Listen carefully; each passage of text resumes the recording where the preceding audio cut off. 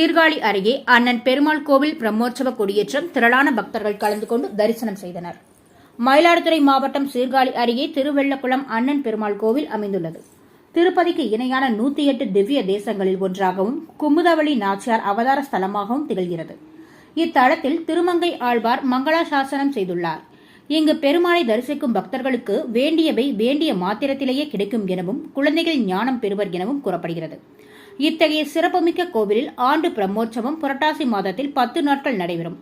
இவ்வாண்டு பிரம்மோற்சவம் இன்று கொடியேற்றத்துடன் தொடங்கியது. கொடியேற்றத்தை முன்னிட்டு பெருமாள் தாயாருக்கு சிறப்பு திருமஞ்சனம், கொடி மரத்திற்கு சிறப்பு பூஜைகளும் நடத்தப்பட்டன. பட்டாச்சாரியர்கள் வேத மந்திரங்கள் ஓத பிரம்மோற்சவ கொடிமரத்தில் ஏற்றப்பட்டு மகா தீபாரதனை காண்பிக்கப்பட்டது. தொடர்ந்து வரும் 7ஆம் தேதி கருட சேவையும், 10ஆம் தேதி திருக்கல்யாணமும், 12ஆம் தேதி தேர் தீர்த்தவாரியும், 13ஆம் தேதி கொடி இறக்கமும், 14ஆம் தேதி தெப்ப உற்சவம் நடைபெறவுள்ளது.